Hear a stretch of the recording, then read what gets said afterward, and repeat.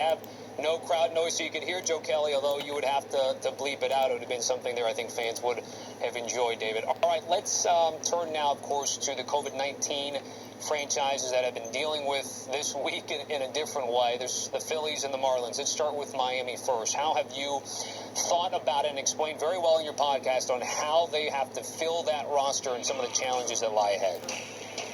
Well, what Miami's doing now, the reason why they took the week off and why their season was paused, not so much because of coronavirus, because they don't have enough players who they were willing to call up. Because, remember, if you call up a young prospect who you do not want to add to your roster and you call him up early, that means his clock has started and he's closer to arbitration and free agency. So what the Marlins are doing right now, and it will take a few days, is they're scouring the waiver wire, they're looking for retreads, they're looking at trades, they're trying to get enough players. Think about the movie Major League. They're collecting players just like that. They're looking for Willie Mays Hayes, and they're calling the California Penal League because they've got to field a team by next week. So they are still in Philadelphia while the front office is working very hard to get players so they can return to play as quickly as possible. Maybe Tom Selleck and Mr. Baseball will be ready.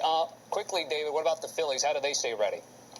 So the Phillies have had a bunch of off days. The Yankees and Orioles get to come back today and play in Baltimore, which was great that the Yankees and Orioles players agreed to the change of schedule.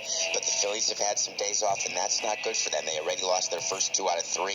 They don't know if they're going to get all 60 games in now, having missed these 4 games. There's a hope that they could play a doubleheader or 2 and maybe find an off day or 2 to lose. But at the end of the day, there's now some urgency with these Phillies. Last year of JT Realmuto, second year of Bryce Harper. You want to at least make the playoffs when you have the expanded playoffs, and the Mets are now off to a pretty hot start, but the Braves are not. But the Marlins have the best winning percentage in the division, so it's all very interesting how it's going to play out. The Phillies right now need to get back on the field and see if they can get into a rhythm, and they'll try to start this weekend against the Toronto Blue Jays in Philadelphia because that game can't be in Buffalo or Toronto. You got that, TT? I got most of it. All I know is the NL East is a very competitive division, dealing with a lot right now. David, certainly appreciate it.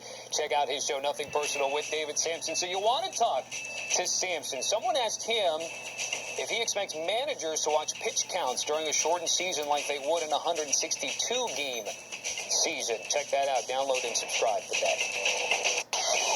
Well, another defensive guy getting that quarterback money. The Chargers and